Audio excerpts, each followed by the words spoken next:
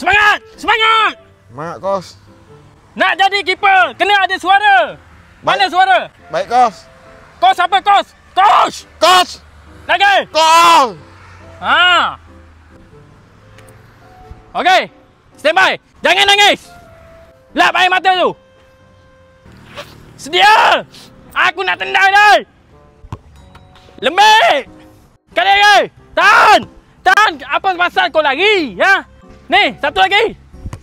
Alamak, tak masuk. Bodohnya aku. Woi, kau tahan bola macam mana? Kau kena standby macam ni, macam ni. Kau nak jadi siapa? Khairul Fahmi, Buffon. Ha? Kos. Bola datang sini, kau tangkaplah sini. Laju sangat bola, Kos. Menjawab. Apa benda lah kau ni? Aduh, sakit. Okey, fokus. Aku nak sepak bola ni. Fokus. Fokus Woi, kau pergi mana tu? Hei! Aku nak tendang bola ni, kau boleh pergi dekat beg. Ada apa dalam beg kau ni? Tak ada apa, Kos. Ha? Ada pangkat terlarang ke? Tak ada apa, Kos. Apa yang kau sorokkan daripada aku ni? Ha? Ada apa dalam beg Tak ada kau? apa, Kos.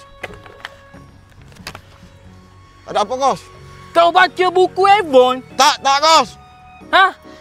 Kau main bola, masih lagi nak baca buku Avon? Apa kau ni?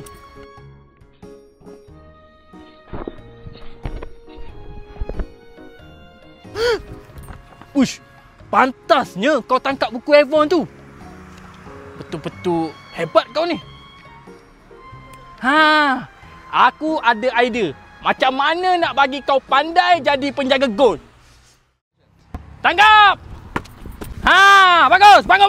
Cepat. Tangkap! Bagus. Satu lagi. Bagus!